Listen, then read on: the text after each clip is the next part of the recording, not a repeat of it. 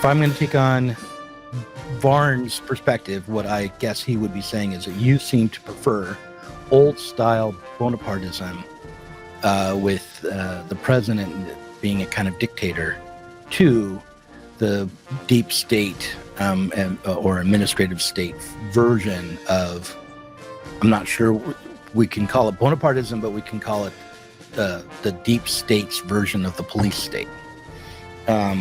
And so would that be wrong? Well, I mean, it's not a matter of preferring one to the other, because the administrative state has a long history.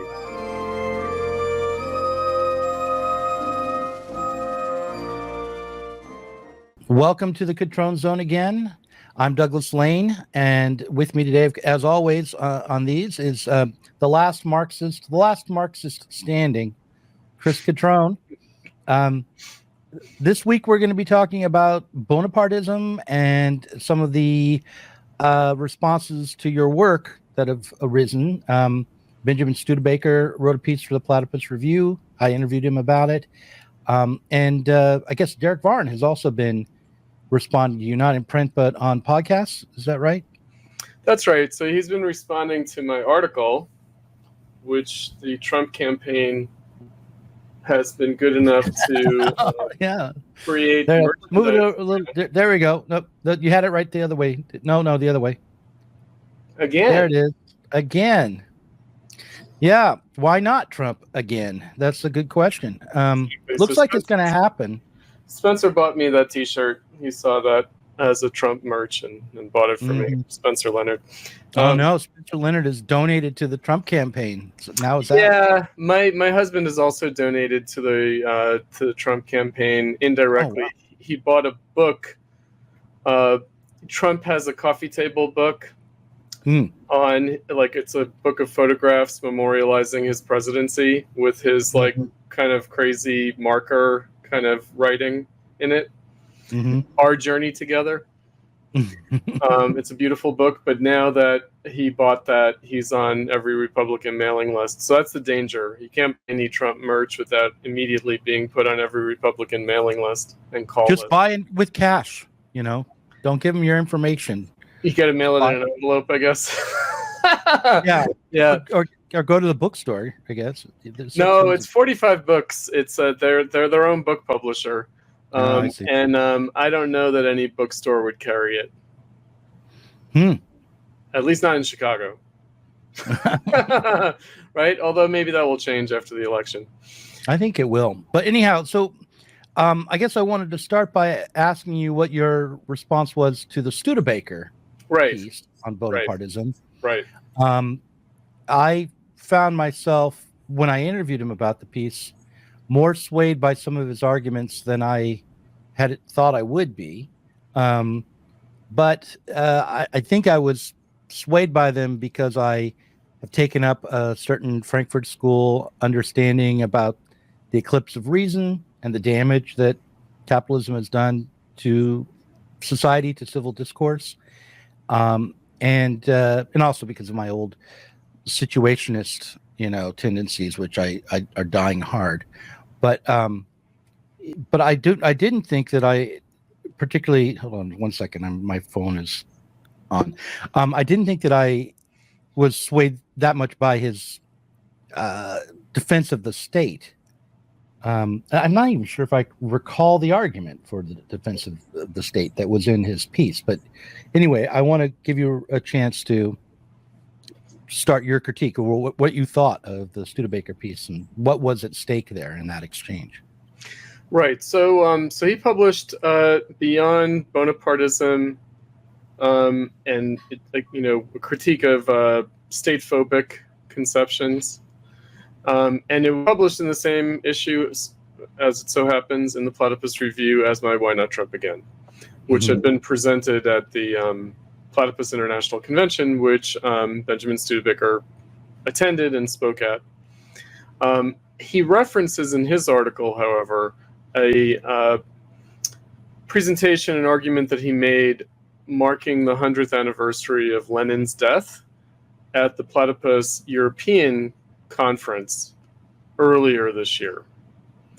And I was just rewatching that, and he was making an argument similar to the one that he made in your interview about a misapprehension about the capitalist state by both bourgeois liberal thinkers and Marxists such as Lenin. Right, so he was saying, and he makes the argument in the article in the Platypus Review, that a kind of Benjamin Constant idea, that kind of summarizes a general kind of bourgeois view, is that you could have popular participation in politics and the state without the kind of thoroughgoing education required of the ancient polis in classical antiquity, right? So, and this is really where a lot of his perspective is based. It's based on Platonic perspective and actually an anti-Aristotelian perspective, but that's a kind of a deep rabbit hole that I don't want to go down, on what would now be considered Republican virtues, not Republican Party, capital R Republican, but small r Republican virtues, as they've been developed not only in ancient thought, but also in modern thought, starting with the Renaissance. And so he thinks that a kind of minimum kind of civic education for political education on a popular level has proved to be insufficient. Right? So what that means is that this, crisis of democracy, he wrote a book. We actually read it together in Platypus last year during the summer, The Chronic Crisis of American Democracy. He takes that up much more sort of empirically.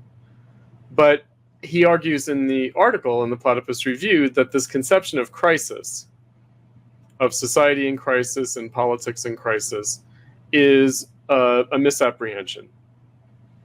So he doesn't think that that this crisis theory can really grasp what's going on, and also implicitly involved in that crisis theory is a vision of revolution.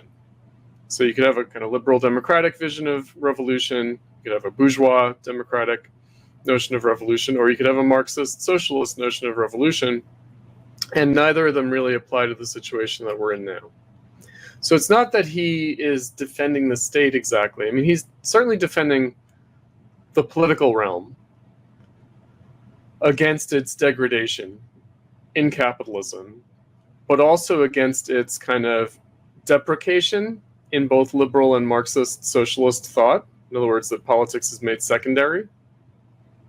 So he thinks that that politics is really primary, but the problem with capitalism is how it degrades politics. Right. So he does think, again, it's an ancient view. It is an ancient view that politics is really primary. Society is a function of politics. And that the problem with capitalism is how it undermines this essential need for politics. And I think that he brought it up. You had it as a clip in the beginning of your public half of the interview, and then he addressed it in the Patreon second half, that ancient thinkers warned about the potential takeover by the merchants, and that if the merchants took over, they would wreck society, and that is what has happened.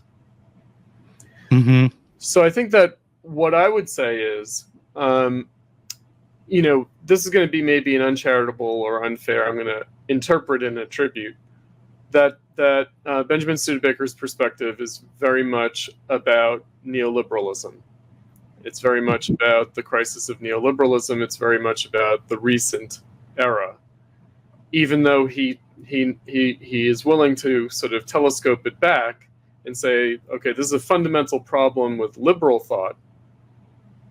And insofar as Marxism is continuous with liberal thought, and also more broadly socialist thinking and politics is an extension of liberal thought, they all suffer from the same deficit of not taking politics seriously enough. Mm-hmm. Right? Now, here's my other unfair characterization, which is that it's very much based in a kind of elite theory of politics. Meaning the current crisis is a crisis of the elite.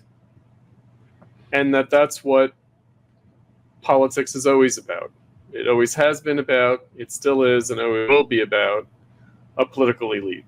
And so a political crisis is not a crisis of society, it's a crisis of the political elite.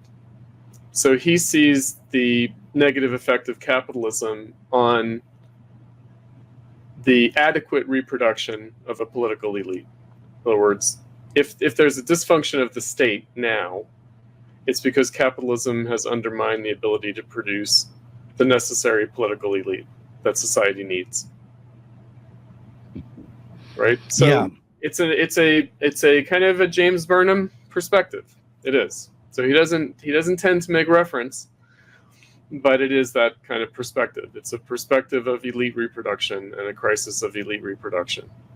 So he'll use that language, but he won't like mention the authors. He won't mention like Pareto or Burnham, the earlier thinkers in the 20th century who really address this. And I would say it's a longstanding, again, this is one of my kind of issues as someone who has studied political science, political theory, political philosophy, that Marxism usually stands accused of having a deficit in its conception of politics, that it lacks a proper theory of politics, a proper understanding of politics. That's a major criticism of Marxism that has been made in the 20th century specifically. Less so in the 19th century, but definitely in the 20th century. Right? Mm-hmm. So I don't think that that's true. I do think that Marx's theory of Bonapartism is a powerful theory of politics and capitalism and of the capitalist state. And I would emphasize that the capitalist state is different, but not for the reasons that Studebaker says. Meaning it's not about bourgeois social relations, the commodity form. It's not about the rule of the merchants. Right? It's something that you and I have talked about. We can't I don't think that we can properly understand capitalism as the domination of commodity relations. I think it's a different problem. It's a problem of capital accumulation. It's not a problem of a marketization of society. It really isn't. Well, right, but those are two different things. The commodification of society and the marketization of society, not the same thing. But well, they're not the same thing, of course, in terms of the ancient world, right? Because, of course, it's about commodity labor as a commodity, as opposed to the market per se. That's true. And that's why there isn't a ready analog with ancient civilization. I want to bracket my usual response to you and our old disagreement for a moment, because I want to get to Studebaker more. And so my understanding of Burnham is that he was a Trotskyist who decided that capitalism had been overcome through a managerial revolution, and that was, for me, that's the primary contribution that he made. He broke with the left, with Marxism, because of this view that he had, that the market and by extension capitalism, so entrepreneurial free market capitalism, had been overcome. The capitalists no longer had political power, and instead a managerial elite had been. Well, he moved pretty quickly to decide that they never really had power. Okay. Right. So, and again, we just in Platypus, we just read Burnham this summer. The Managerial Revolution. We were both that and the Machiavellians, which is his more proper kind of political theory, political philosophy book. It's a little bit more elevated and less based on empirical claims, but is about the modern era. So he basically deals with Machiavelli, of course, but then he deals with the modern Machiavellians, and that's Sorel and Mosca and Pareto and Mickels, Robert Mickels, on political parties. right? And then he deals with the situation that he finds himself in with respect to FDR New Dealism and the emergence. He does return to the managerial revolution idea, which is that the Stalinist Soviet Union, Nazi Germany, and FDR New Deal America are convergent. Now, how he understands capitalism, he understands it as mode of production, but he doesn't distinguish between capitalism and bourgeois society. And he thinks that basically the ruling class in any period of history had to manage the forces of production. And that there were political crises when there were changes in the mode of production due to the development of the forces of production. So it's a kind of a vulgar Marxist argument, I would say. Kind of a vulgar materialist argument, but also just says, it just treats mode of production or forces of production as, the political regime has to deal with these things. It's sort of just part of the objective reality that any political regime has to handle. And Burnham is, like Studebaker, defending the dignity of politics per se as a subject, right? He's refusing to kind of reduce politics to economics. But he does end up, why I would call it a kind of vulgar Marxism is that he sort of treats them as separate, economics and politics, rather than treating that separation as an expression of contradiction. Mm-hmm. Right. So, and again, what kind of a contradiction? So not a kind of dialectical interplay of civil society and the state, as with the original bourgeois conception, whether by Benjamin Constant, who he mentions, or like Adam Smith, or Kant, or Hegel, or others, Locke, Rousseau, where basically state and civil society are in this kind of dialectical relation. So not that kind of contradiction, if you will, but really a contradiction, meaning that it appears that economics and politics are at odds, right? So it's not a kind of evolution in which political action affects the economy and the economy affects politics, not that kind of back and forth, but rather this kind of flat, opposition. Now, what I'd say is that, of course, for actual politicians, the economy is just a kind of a fact of nature, a force of nature, a kind of objective, empirical, material reality that they have to deal with. In other words, they just treat it as objective conditions. But that's a reification. In other words, they don't always treat it as objective conditions, and they often enough intervene.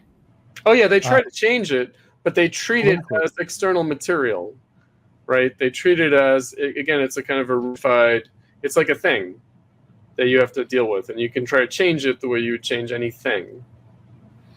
Right. Okay, I agree with that. Except, like, trying to suppress, let's say, the power of Elon Musk because he has accrued too much capital and too much control of high-tech infrastructure, and therefore is getting in the way of the war effort in Ukraine. That would be more political. That's political, but it's seen as an economic problem as well. He's accrued this power of capital.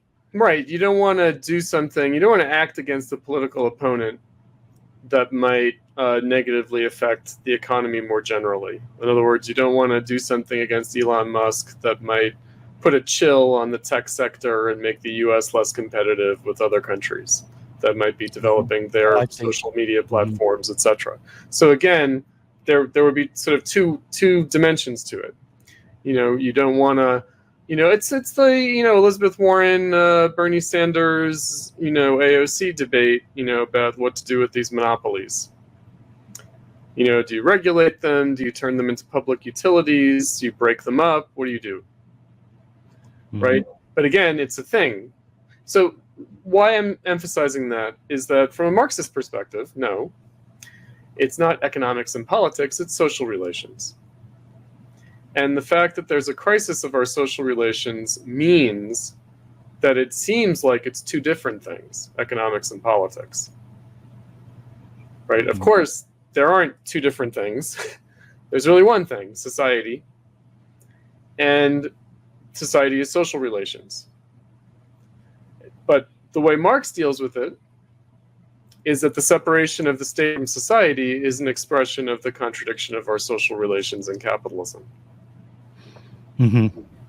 Right? So it's a different kind of identity, non-identity of the state and society than you have with Hegel.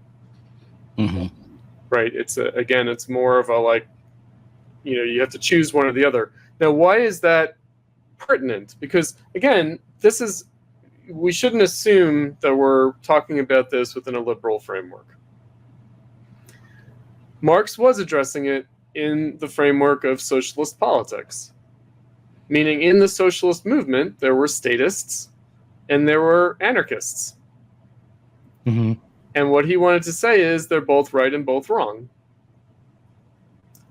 Mm-hmm. And what's interesting is that among the statists and the anarchists, there was a further division. Namely, there were those who supported the economic struggles of the working class, and there were those who opposed them. Right? So Burnham was an anarchist who opposed labor unions. Why? Because he thought, well, if you form a labor union as a collective bargaining unit, then you're conceding to the terms of the capitalists. And you're engaging them on their terrain of property. You're basically making property claims against other property claims, and that's bad because that's a concession to private property. Right? So Marx had to, in a sense, comprehend all of that. Right? He had to say, well, what's the kernel of truth in that? Right? In other words, from a kind of social democratic, a kind of liberal, progressive, technocratic, kind of state management, kind of working class interest oriented perspective, it's like, oh, Proudhon is against labor unions. Well, he's just wrong. No, there's a point to being opposed to labor unions. There is. There's a socialist point to being opposed to labor unions. And we've lost that. We've lost. Look, my perspective is actually people were a lot clearer and more acute in their consciousness in the 19th century than we are now. We've gotten very confused about these things. Mm-hmm. Right.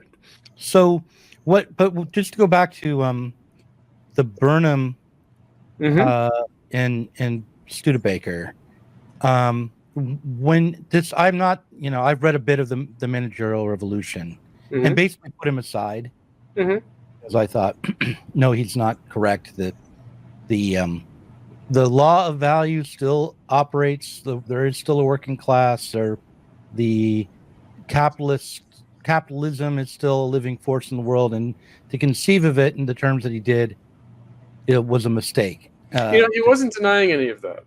He was just subordinating it. Right? He wasn't denying any of that. He was just saying that's not what's going on. Right? That doesn't capture what's going on. That the Marxists have misled themselves and ignored. Because what he does is he does a kind of very empirical kind of social science kind of thing where he's just like, let's not be blinded by ideology. Let's just look at the facts. And what kind of fact first of all, that's not what's going on. It's too broad for me to address, right? Because class struggle.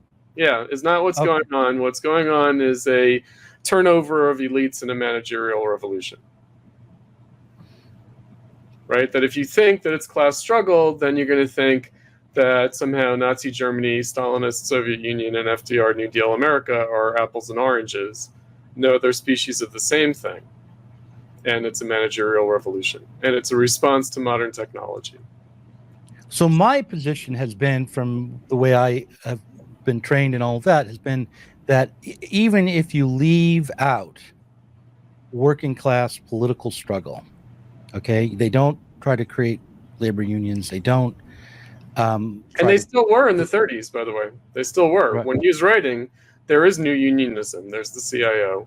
I mean, and he's aware of that, right? But he's like, but what's its significance? What's really behind it? What is it really about? And he thinks that the working class is participating in generating a new elite.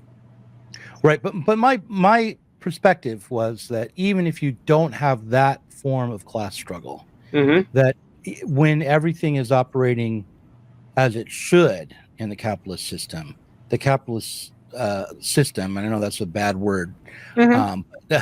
but the capitalist form of production is in contradiction to itself, without working class politically organizing in opposition. That the fact that the more efficiently and more productive the working class becomes, the more impoverished. So without political organizing from the working class demanding shorter working days or more humane conditions of work, um, nonetheless, capitalism is in contradiction to itself. The fact that the more efficient and the more productive the working class becomes, the more impoverished it becomes, is a consequence of that contradiction of how society is mediated by. I mean, specifically, capital becomes wealthy and labor becomes poor.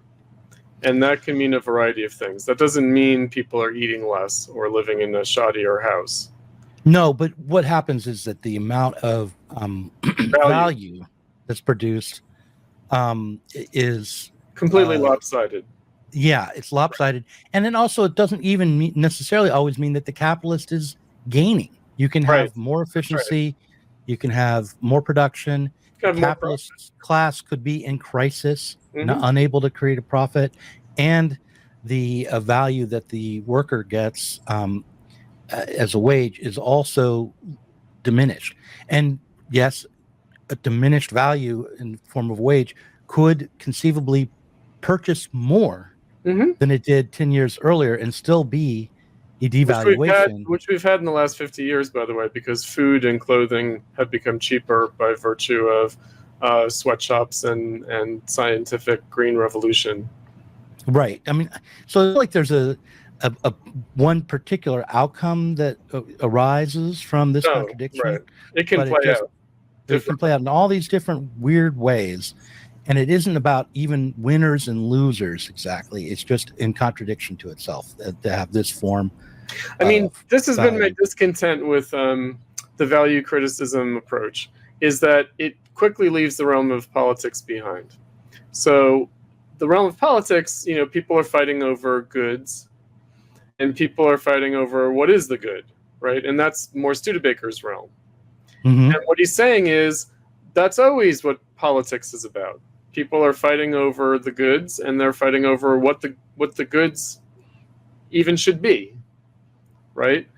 And I think that he thinks that Marxism kind of loses sight of that in a kind of economism, and that's a concession to. But I don't think of what I'm saying as an economism, because it's not. I'm not. Most of the time when people say, "Oh, you're being too economic," and you're thinking they're assuming that you think that this form of economy is all that there could be, and that what you need to do is maneuver within it properly. What I'm saying is, my view is self-understanding, self-actualization is the goal of the revolutionary politics. That to be self-responsible, to understand the terms of your own life socially, is the goal, and then to have the power to change the most radical part or the most fundamental. Let's back it up for a second. Let's back it up, because I was just thinking of Ben Burgess, and he would say, socialism is in the interest of the working class because the working class wants nice things and more time, and capitalism will never allow that in any long-term way. And that's why you need to sort of fight against capitalism, constrain capitalism, force it to give over more leisure time and more consumer goods. And that's the material content of freedom, right? And I'm just thinking, okay, well, that's fine. But again, the reason I would like to back up is that one of the claims that Studebaker makes is that there isn't going to be a grand crisis and a revolution the way there used to be. There isn't going to be a legitimation crisis. There isn't going to be a breakdown of the state. And I'm like, hold on, hold on. That's probably still coming. But then maybe he would retreat to a perspective of, well, even if there is, it doesn't produce the revolution that the Marxists or even the liberal Democrats are looking for. Yeah, I mean, look, I think you can really simplify this a lot and still remain in the realm of the truth, which is there are people who are conservatives who believe that human beings simply cannot be self-determining, and that their betters will have to remain in charge, and even their betters will have to be operative within an ideological framework which can't be questioned. Maybe some kind Bible. of consensus has to be achieved. Yeah, yeah. And then there are liberals who think, no, human beings do have the potential to be responsible for themselves, could live freely, and when things start to crack up, there are opportunities for self-overcoming. So who in today's politics, Republicans and Democrats, who are the conservatives and who are the liberals in that characterization? I think that there are different varieties of conservative, but if I'm going to be honest about when I'm listening to them speak, I feel more of affinity for. I would say someone like Vivek Ramaswamy is more on the side of liberals. And the Democrats are the conservatives. That's right. It's been true for a while, though. That's not recent. That's been true for a while. We just didn't notice. No, it's a tricky thing. I mean, so what I'd say is that, again, getting back to like politics, the state, democracy, right? This kind of realm, what kind of struggle is happening? I think that Studebaker also made the argument that there's no such thing as the state because it's too incoherent, and that's part of the problem. That it's too large, it's too multifaceted, it's broken up. There's like a federal system, there are state governments, there's state politics, there's federal national politics in the United States. And so it's a mistake to say the state, because in a way there's no such thing. And I feel like, well, that's simply not true. Meaning there are some basic centralized administrative standards that also transcend nations, that the state is very much involved in. In other words, there's a lowest common denominator. There's a consensus. There's something that they agree on, and then there are things that they disagree on that are basically tactical in nature. Now the problem is that the elections, the electorate, right, that kind of political realm is ideologically divided. But from my perspective as a Marxist, those ideological divisions don't amount to very much, because they all assume capitalism, not only at some esoteric level of what can't be changed, but also on a more manifest empirical level in terms of what they think they're managing. Right? So if there's a struggle over how to manage it, they agree on what it is that they have to manage, basically. They might emphasize different things, but again, it would come down to tactical differences. It's like, pay attention to this, not that. Look at it at this level, not at that level. And that's why we have to act this way and not that way.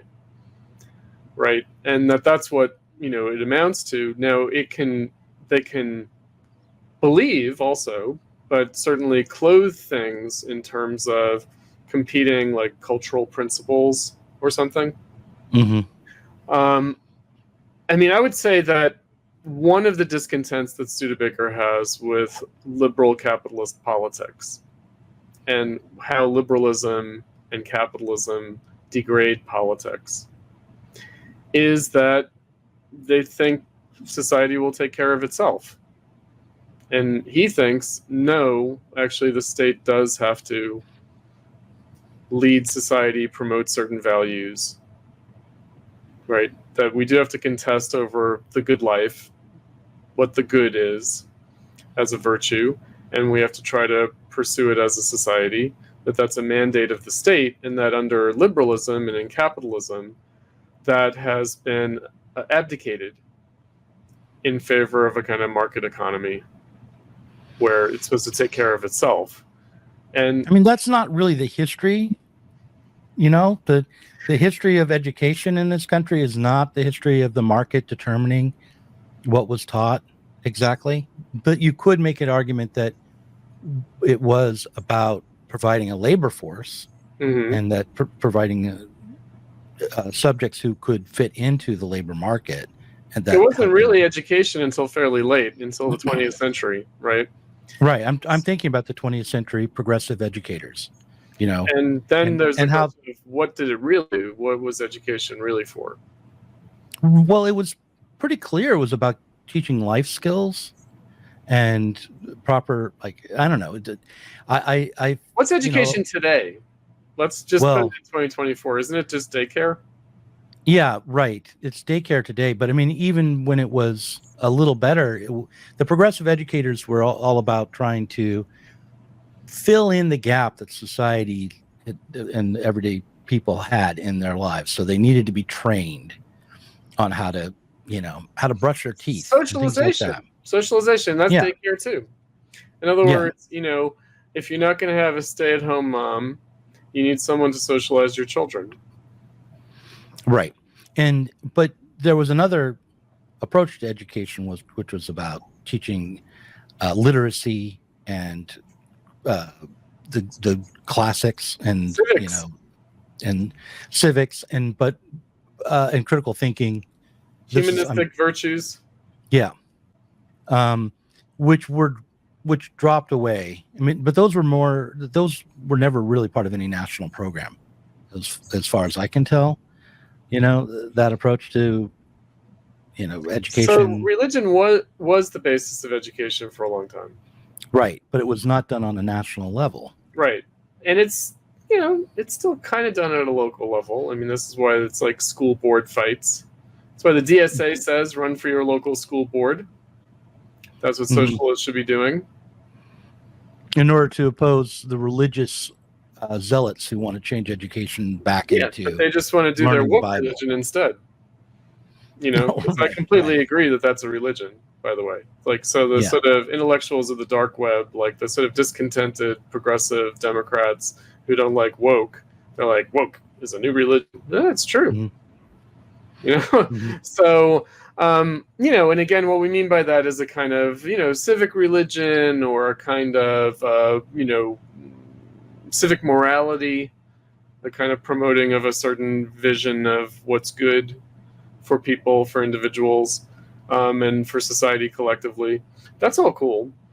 But, I'm just aware our viewers may not understand that a lot of this stuff is very recent. Because, again, my fundamental problem with Studebaker's perspective is how he's projecting back from the present. He's projecting back from the crisis of neoliberalism, and he's kind of throwing up his hands and saying it's been this way for a long time, since the 18th century. And it's like, well, similarly Burnham, right? So Burnham took a conjunctural moment in the 1930s and extrapolated a whole philosophy of history from that.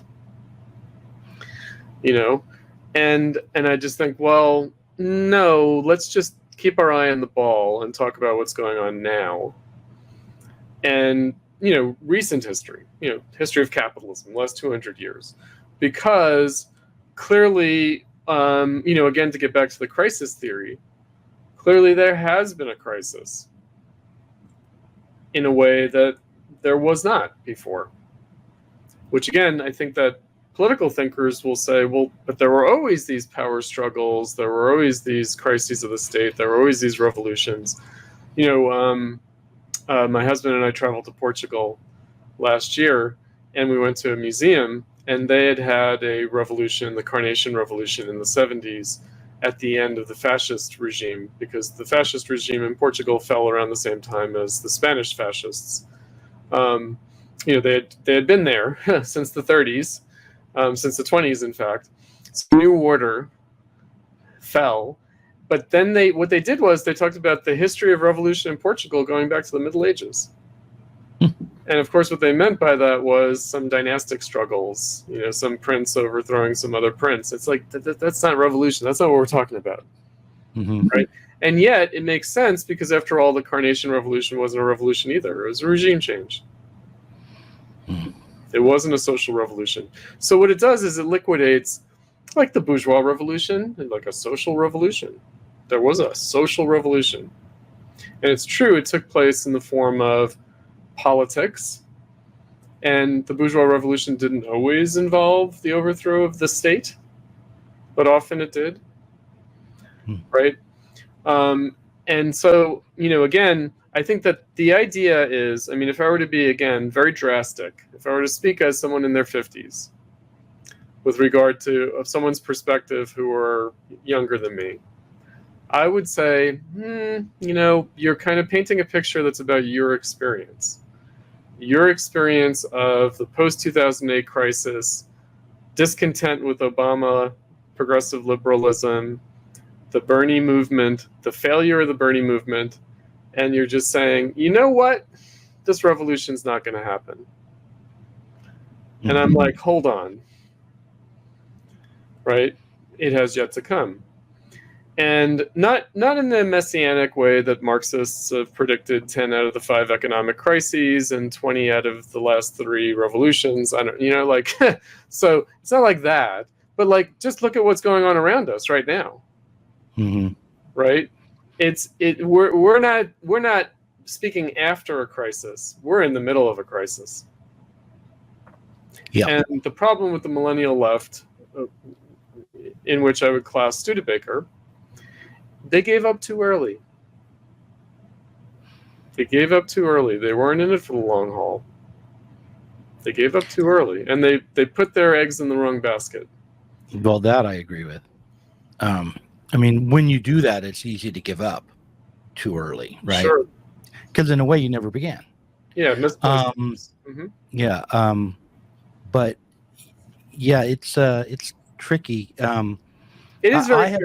Look, I'm dealing with it at a very, because I do think that there's an impressionism involved, and so I'm dealing with it at that impressionistic level. I'm trying to speak to that and say, don't be in the thrall of immediate impressions right now. But go ahead, Doug. I have found that I'm being criticized by 2 factions now on the left. Mm-hmm. I'm being criticized by the progressive Democrats who were attached to the Bernie Sanders campaign. The Bernie-crats. And the neo-Stalinists. Sure. And they both come at me for pretty much the same reason, which is you don't have anything. You don't have a working class movement. You have no politics that you can help. You can't get us there. Yeah, at least we have, they would say, at least they have Hamas. They have Hamas, yeah, and China and Iran. They got some battalions, as Adorno says. Adorno says, critical theory is not backed up by any battalions. Right, which is one of the things I like about what I do, for sure. Because if you're backed up by a battalion, you're also not facing critical. You're also on the other side of those rifles. That's right. Oh, sure. Yeah. No, right? No, I know. No, it's just it's a shame because they've got nothing, and they can always come at us, Doug, and say we've got nothing, and it's like, okay, there you go. Neither of us have anything, and so fine. I for one never thought I did have anything. Meaning, I knew that there was an opportunity to refound a socialist movement with the millennial left, and I knew that they weren't doing it. Right? And so they'd never constituted themselves. Right? And that's why it seems like I declared them dead prematurely, because they're like, wait, he declared it dead before the 2020 Bernie campaign. So I was in Vancouver, by the way, and I met up with an ex-Platypus member who's living there now. Canadian Platypus member who was there very early in Platypus. And he said, Chris, we always thought you were full of shit. It turns out you weren't. Right? And he said that, he was ashamed to admit that he still had hopes through the 2020 Bernie campaign. Now, this was someone who, when he came into Platypus, he was a aficionado of Trotskyism. He knew all the sectarian groups. He was a big fan of James Cannon, Trotskyism. Eventually, he moved on to Maoism, and now he's just chastened, right? But again, it was like, we didn't know what you meant. We thought you were full of shit. Turns out you weren't. And, shame to say, held out hopes for Bernie in 2020 and now feel totally dejected. And, and what I said was, well, there were two moments that need to be disaggregated. There was an aspiration, I thought, with the millennial left. Maybe they were always fooling themselves about this, but I was willing to talk to the delusion and maybe make it a reality. Mm-hmm. The neo-Kautskian, like back to socialism kind of idea. Mm-hmm. There was that intention, at least. But also, and this is why they went for Bernie, there was, I guess, a progressive moment. In other words, there was a progressive capitalist reform opportunity. And that's different, right? So those have to be decoupled because they're not the same thing, right? So obviously with the crisis of neoliberalism, capitalism does have to be reformed. And it will be reformed. It's going to be reformed. It definitely is, whether by Trump or whatever. It's going to be reformed, but it's going to be ad hoc. It's going to be opportunistic. I wrote about Milton Friedman, that it's not like neoliberalism was some brainchild of Milton Friedman that was implemented. It wasn't. They just took some of his ideas and they did what they were going to do anyway. And that's the way post-neoliberalism is going to be. So it's not going to be brain trusted either by the left or the right. There's a new left, the millennial left. There's a new right. And they're all trying to sort of brain trust this operation of reforming capitalism. It's not going to happen according to any of their visions. It's going to be very ad hoc, opportunistic, and it's just going to fall into place. And then some ideas will be used to justify it. But that reform moment, we might say, that progressive moment, right? Let's make the most of this reform opportunity. Let's reform capitalism the best we can given this crisis opportunity. That's real, right? So again, when Studebaker says, well, this whole crisis theory is wrong, it's like, well, wait, there are different levels. There obviously has been a crisis, and things are changing out of that crisis. There is a reform moment. And again, I'm here to say, well, progressive in what sense? Maybe it's regressive, right? Maybe what you think is progressive is actually regressive. Maybe what you think is advancing the interests of the working class is actually setting it back. As with the Fordist era. I am a student of Adolf Reed who will tell you that the Taft-Hartley Act was a setback for the working class. That it's the National Labor Relations Board is a defeat for the working class. And now we're left, oh, you should elect Biden and not Trump because who they're going to appoint to the NLRB. Yeah, right. It's like, well, wait, the NLRB is itself the defeat. Right? Right. There was a moment. Well, not to walk me through that again. Why is it? I think, I know, but tell me why the NLRB was a defeat for the working class and not some great victory. It means that you can't do a damn thing without state approval. You can't have a strike. Right. It's state management of the labor movement, plain and simple. Yep. And which that's the end of the labor movement. That's it. Let alone the socialist class struggle, like just the labor movement itself, like collective bargaining itself. That's the end of it. Yeah. Mm-hmm. Mm-hmm. And leftists at the time knew it, and also liberals at the time knew it. There was a liberal labor movement opposition to Taft-Hartley at the time. Right. I knew Taft-Hartley was no good in the 90s. Sure. Right? Sure.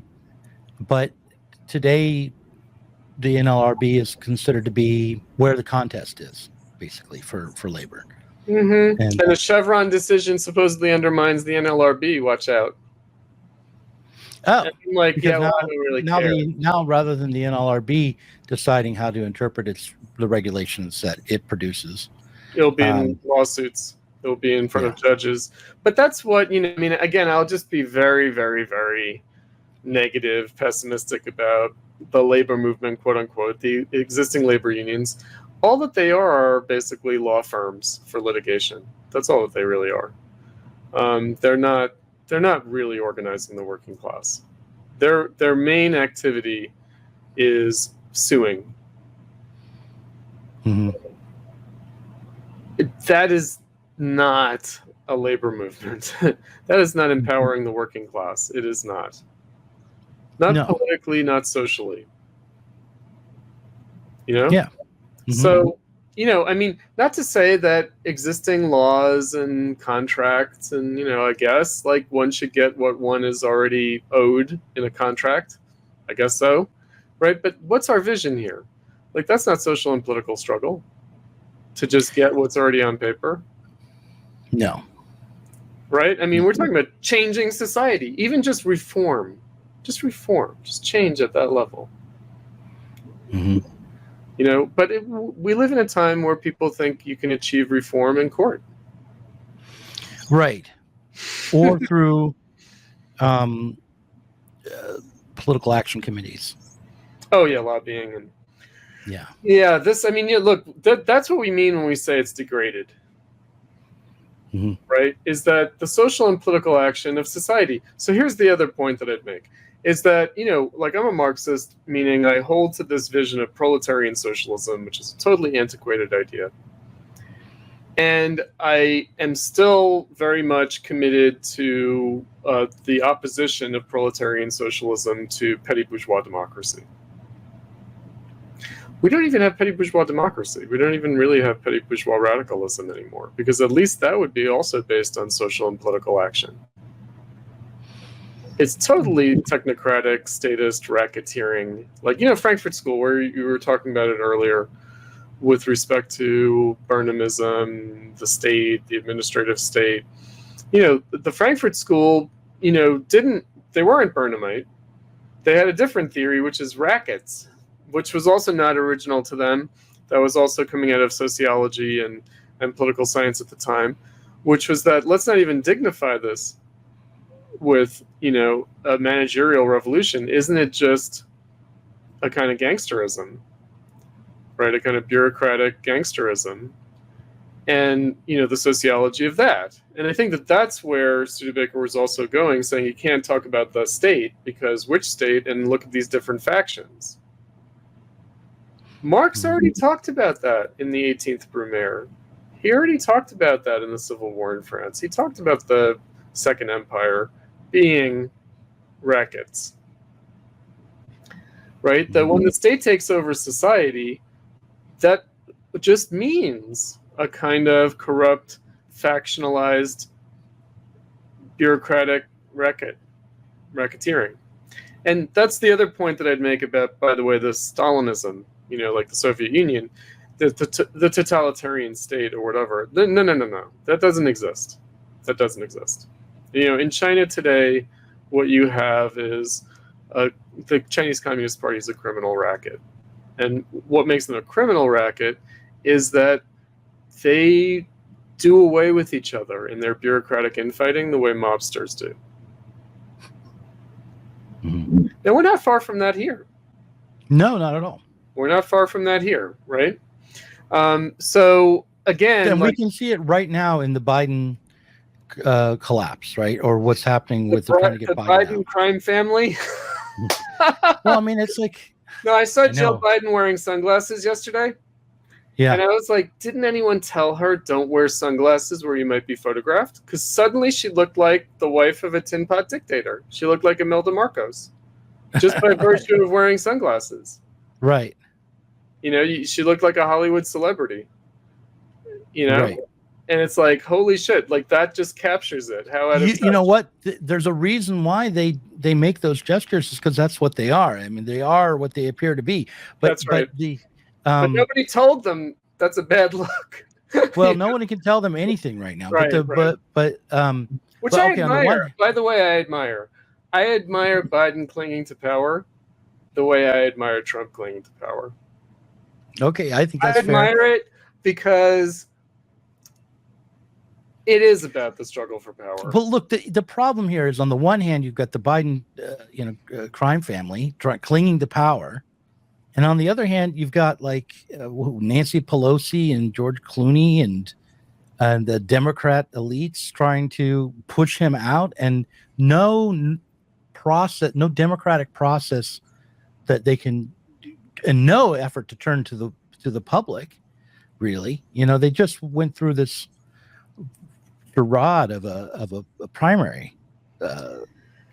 Yes and no. contest. I mean, Biden.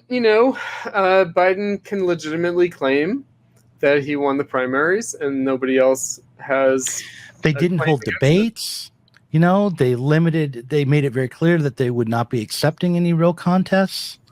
It was rigged, these primaries, and not in private. Like, they came on TV and said, yes, we are rigging these primaries because Biden is going to be the nominee. There will be no debate about this. He is the guy. Is it Dean Phillips was running against him? Well, it was RFK. RFK for a second, for a while. But he kind of gave up the. I think before any primaries actually took place, RFK ran as an independent, right? I'm not sure. No, he got some votes in the primaries, I think. I'll double check that. But and Marianne Williams. Oh, Marianne Williams, yeah. Yeah, Marianne Williams. No power she ran as well. That's legit. Yeah, Marianne Williams, why the not? power of Crystal and Saga. Marianne Williams. But and Chapo, they liked her too. But whatever happened to Cornel West? Cornel West, someone got to him. It's my feeling, because he was going to run with the independent party, or no, he's going to run with the some party, and then he was going to be a Green, and now he's running independent. And what someone said is, you do not want to be like Ralph Nader. Look what happened to Ralph Nader. You want to continue? No, I mean, we need to. We need to walk and chew gum at the same time, and we need to hold contradictory thoughts in our mind, which is that this is abject, corrupt gangsterism, and it is world history on the political stage, right? Because what else is there? In other words, these people are statesmen whether they want to be or not, and they want to be. They do. No, they do. Trump too. Like, I'll never forget how stupid it was for Obama to say Trump never intended to win. He just wanted to burnish his brand. He just wanted to increase stock in Trump hotels. And I was like, what idiocy is this? Because the thing is, Obama might actually believe that. That's the sad part. But certainly he was trying to get other people to believe it, whether or not he believed it. And I'm like, how could anyone believe that? This is politics. This is running for president of the United States. So, give me a break. This is world history. And such as it is. And yet it's always been tawdry to contemporaries. Let's not forget that. It's always been tawdry to contemporaries. And then in hindsight, it takes on this. It gets elevated. Yes. Yeah, well, I think this is a very interesting political moment in terms of just regular capitalist politics. It's an interesting development, the way this is all worked out. It's very dramatic, really. It would make a good miniseries, I think. But House of Cards. Yes, House of Cards. Sure. Who's been rehabilitated. Yeah. He's been cleared. He has been cleared, but people still don't want to accept him. But no, the difficulty with this all being kind of interesting capitalist politics is that what's going on in the background, the most significant thing to me, is the death of the left, the narrowing of the vision of a whole generation of leftists. And also, as a Gen Xer, noticing that all these millennials are hitting middle age and burning out. Yeah, makes me have to take stock of my own life and go, wait, how old am I again? How could there be another whole generation of burnouts? I thought my generation defined burnout forever, but apparently not. It only gets worse. That's right. Right. People burn out at an earlier age. But it is, I think, the big story for our audience, and also really I think that is also world historic. The fact that the millennial left emerged, and to call it the millennial left is a good enough name, but it's also the social democratic movement that included people in its last phase. In its last phase, it was a social democratic movement. It might have always been that, but it had aspirations beyond that. There was this kind of like, again, the neo-Kautskyism was clothed in, oh, well, Lenin was a Kautskyist, so Kautsky's good. I know, but it was also clothed in, well, social democrat meant something different back in the day. They didn't want to be mere social democrats. They wanted to be democratic socialists. Right. No, seriously. I prefer a social democrat to a democratic. It's more socialist. honest. It's more honest. Mm-hmm. No, democratic socialists, I get it. I mean, maybe it's too close to home for you with the situationism. Right? You want to be a socialist, but not an authoritarian socialist? Because that's what that meant. That's what that meant. Democratic socialist meant socialist, but not Stalinist. Right. Right? And social democrats, it's like, well, but didn't the social democrats kill Rosa Luxemburg? So they're authoritarians too. So that's why they rejected social democracy, because it did have the taint of authoritarianism. Rightly. Rightly so. So what I'd say is, again, maybe getting back to the Bonapartism point. So Derek Varn, who is an interlocutor of yours, of mine, and also an ex-member of Platypus. So he took issue with my Why Not Trump Again article on the issue of Bonapartism. And somehow he construed it as my endorsement of Bonapartism, which, yeah, right? And so he thinks that Spencer and I, Spencer has published 2 books basically on Marx and Engels' writings on Bonapartism and imperialism and the connection between those 2 concepts. And, journalism about British politics, not just, so we know Bonapartism from the discussion of French politics in the 1848 revolution and its aftermath. But it was something that they addressed in British politics, in German politics, and American politics, So they wrote a great deal about it, but again, in ways that seem to be ephemeral writings, and so people haven't taken them theoretically seriously, but they are theoretically serious. But the idea is that somehow we've turned attention to Marx's political writings. Again, the idea that Marxism has a deficit thinking about politics, in order to disprove, first of all, that Marx lacks a political theory, to specify what that political theory is, and how it is a political theory of capitalism. It's not a political theory that stands separately from the question of capitalism. And again, that would be the challenge to really any other political theory, because all other political theories lack the specificity of capitalism. Right? And so that's why it's important to say, look, Bonapartism is not Napoleon Bonaparte, it's Louis Bonaparte. It's not Caesarism. It's not Machiavelli's The Prince. Right? It's not about sovereignty per se. It's not. And maybe because I took up the unitary executive theory and William Barr, kind of Federalist Society, kind of Lockean executive prerogative and presidential immunity. I mean, the first thing that I want to say is the Supreme Court changed nothing. They changed nothing. Like the decision changed nothing. All it did was spell out what was already implied, what was already implicitly taken to be true. So why was no other president ever prosecuted? Because it was understood they had immunity. So it was the Democrats who tried to change things, and they got rebuffed. The Supreme Court didn't change anything. So, and they actually, I don't know, Chris. Just to be a little bit of a pedant for a second. Okay.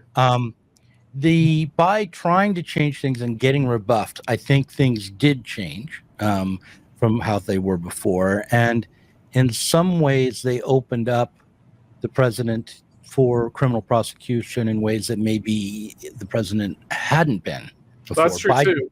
defining how, Yep. just exactly how he was immune.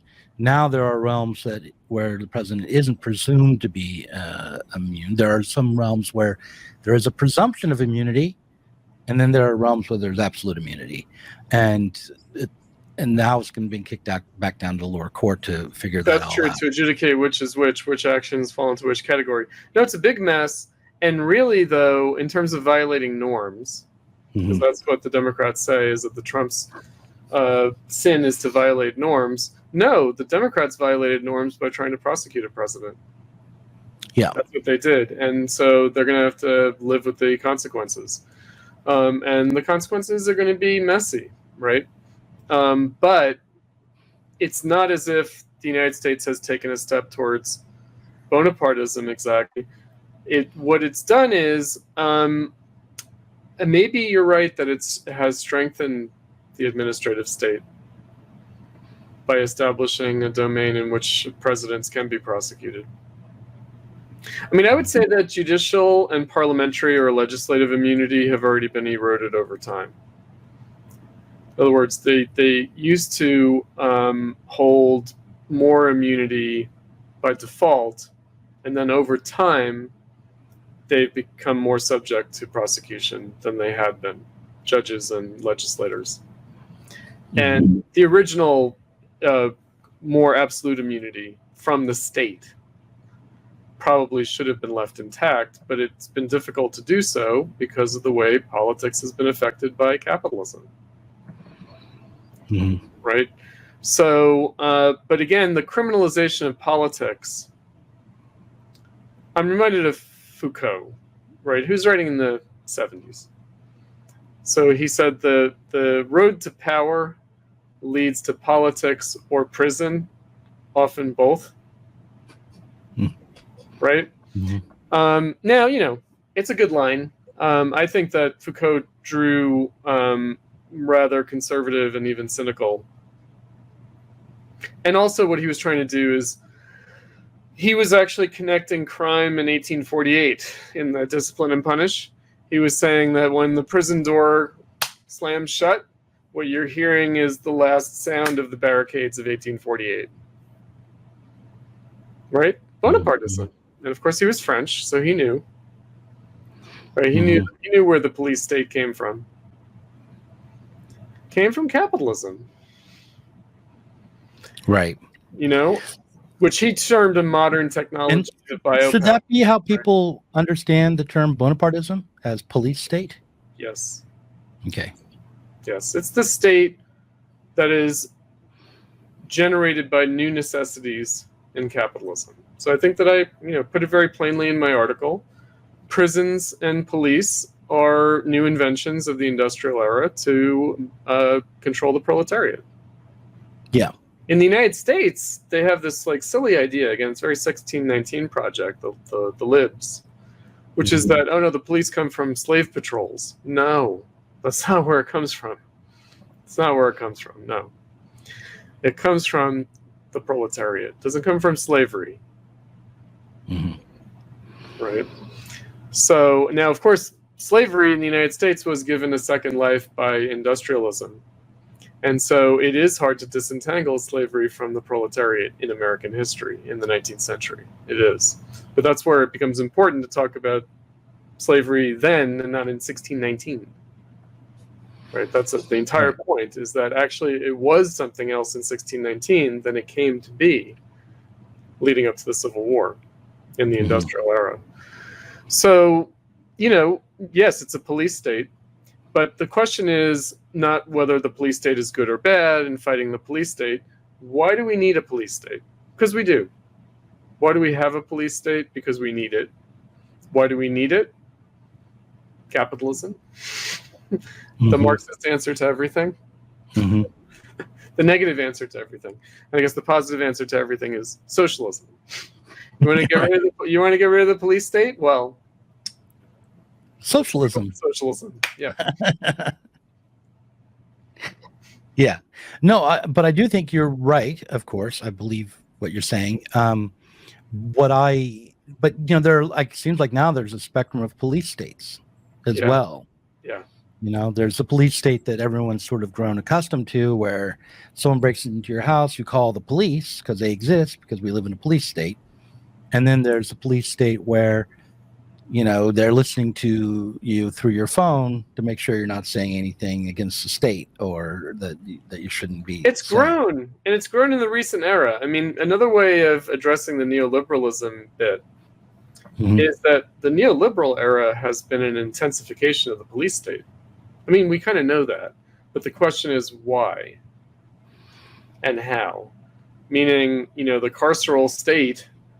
What's interesting about when Foucault was writing, for example, is that he was writing at a time when the police and the prisons were kind of fading. When sentencing was at its lowest, where rehabilitation was at its highest, right? It was the relaxation of the police state and of the carceral state. Ironically, he was writing then, and then it only intensified. And it believe it or not, it intensified beyond anything that it had been before. Right. And at the time in the 80s and into the 90s, what happened was the war on drugs. War on crime. Yeah, war on crime and war on drugs. Yep. Was used as an excuse to incarcerate millions of black men and others. Not exclusively black. That's how the left thinks about it. Yeah, disproportionately, yes. Yeah, and millions of people, and one of the highest incarceration rates in the world. If you think of it as primarily racially motivated, you miss the continuity from that to the surveillance state to the state of censorship. That's true too. And that's actually one of the. I think the aims of the Democratic Party, I think it's actually probably a conscious aim, is to compartmentalize all these atrocities by race as rather than seeing continuity. No, I wrote about this in my 2020 article, Why Not Trump Again? Not why not Trump again, but why not Trump again, like for re-election. And I said, the Democrats only have one answer to all social problems: fire people and put them in jail. Whereas Trump wants to let them out of jail and give them a job. Right. Trump said ex-cons make the best workers because they're the most appreciative of being given a second chance, which is the exact opposite of if you have any criminal record, no one will ever hire you for anything. Right? Which is what the Democrats stand for. It's mafia thinking, but it's actually a step, in the right direction.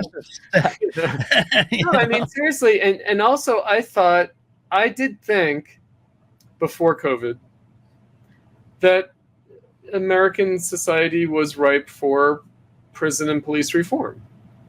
It was. It was ready for that.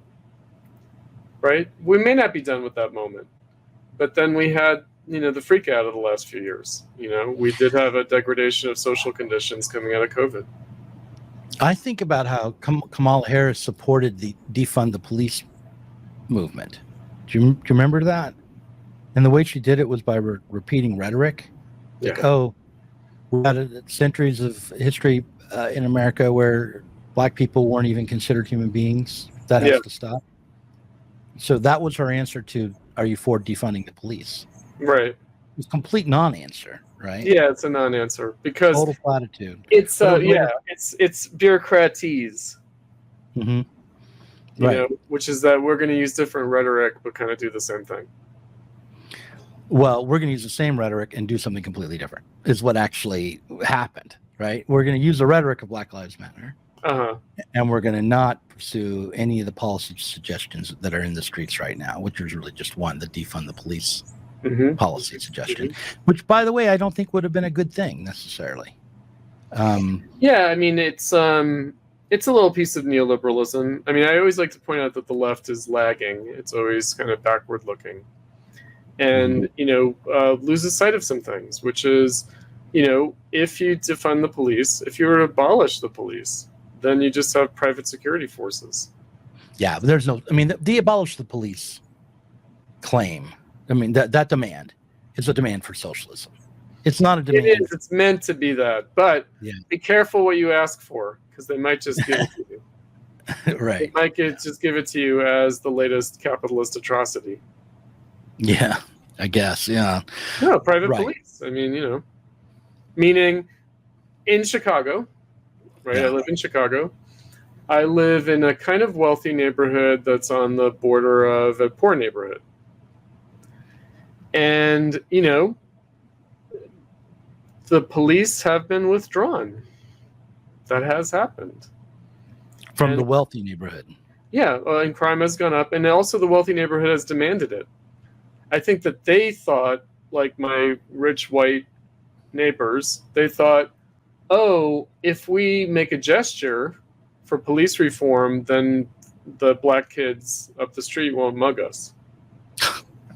It will be a different tone. Or like if we kick Trump out of office, if we vote for a black mayor, maybe the black youth won't be so angry, and so they won't mug us. How can you think such a thing? It's very primitive thinking. I mean, obviously, a lot of like people's attitudes is very primitive. It's not just magical thinking. It's very just sort of personal, psychological, impressionistic. It's just there, though. It really is there. Mm-hmm. So my ward elected a defund the police alderman. And so, I don't know what they thought they were going to get, but I can tell you these are some rich people, and they're not giving up their private security for their high-rise buildings. They're not. No, of course not. They're not. So that's just not going to happen. And and I guess legally, I guess your mall cop has less power than your police officer. But if all you have is mall cops, you're going to find that they're going to get away with whatever needs to be done. There are other countries, like the United States. There are other countries, and how do they handle things? They have private security, and they also have police, where you have to pay the police bribes just to go from one area to another. Mm-hmm. Right? Mm-hmm. And that's just par for the course, right? Because somebody has to pay the police, and the government doesn't pay them enough. So they're going to shake down people, Right. The whole 2020 Black Lives Matter moment, which, by the way, it seems like people forget that was a repetition. That we were coming back to. Era. Yeah. Right. This was they did it again. I mean, the first time around, it was right after the failure of Occupy Wall Street. So the very first time that I saw Black Lives Matter rise up, I thought, oh, this is a retreat from socialism. This is a retreat into issue-oriented capitalist politics. Yep. And even though I support ending police brutality, but it's not even being cast as ending police brutality, right? Which has been a long-term movement on the left to just police reform. It's not even being couched that way. It's being made very specific. Okay, so the first time it was that, and then the second time it was just like, totally kind of deranged and immediately embraced by the highest echelons of power in corporate America and in the Democratic Party. Yep. So it's like, okay, it's pretty clear what this is. But then you have these kids, call it my own kids. I had these kids, my own kids, calling me and saying, we're going out to the protest. We're going to we're going to the police station. We're going to the prison. We're out there trying to abolish the police. And I was like, well, you're going to have to long haul here, and you got to take it, think things through. And I would read, these kids were making little cells and reading the anarchist cookbook, to try to figure out how to be political. No, I mean, I would say, okay, so I'm aware of the fact that we have like hate watchers, we have hostile viewers, and what people want to know is how we feel about things, and so they don't really have any patience. It's kind of like the Israel-Palestine issue. It's like but how do you feel? about Oh, the why do they want to know that? That I don't really understand. Yeah, I don't know either, because they don't trust, because they really don't trust, and they're super suspicious, and and we're two white guys, and so whatever, right? So we're talking about this, and I realize that people don't think that we feel the right way about things. And so the perspective that we have, so for instance, like Derek saying Mhm. that I'm endorsing Bonapartism. It's like, why? Because I didn't condemn it passionately? Like, as I'm just pointing out, this is what the capitalist state is. Mhm. And and not denouncing it, trying to address it cold-bloodedly, Mhm. it's like with Israel Palestine. You do terrorism, you're going to be treated like a terrorist, and we have 20 years of the war on terror to tell us how they treat terrorists. Mhm. Right? It's not good. Right? And so that's not again, it's kind of like, I don't support any of the politics of that whatsoever, or the administrative measures, the police state measures, the wars. I don't support any of that. However, what do you think is going to happen? Right? Like, that's really the issue. The issue is, what's the political vision? Where do you think this is going? Right? So, and again, that's where there's been a naivete with the millennials, and also now with the Zoomers. And that's the progressive reform moment that I was talking about. So there was a kind of aspiration, maybe, among some people for socialism. Leaving that aside, there was felt to be a reform moment, the naivete of which was, we can't believe that the police still kill black people on video that we watch. We can't believe that Israel is bombing Gaza. Mm-hmm. Why did you think this was going away? Where did you think this was going to go? You just thought, oh, we don't like it, and therefore they won't do it? Well, I think there's a political theory behind it, which has to do with moving the Overton window and changing it and changing how people feel, as if that is political. But listen, we've been talking for an hour and 22 minutes for the public-facing one. I want to do another half. Maybe we can talk about why politics of affect or feeling is so dominant as a foray into the second half. Sure.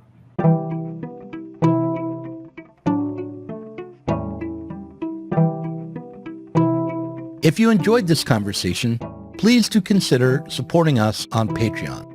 Our patrons help to make sure that Sublation Media can continue to provide interviews, videos, books, and articles that are critical of the left from the left. If you are tired of remaining stuck within bourgeois ideologies and politics, help us sublate them both.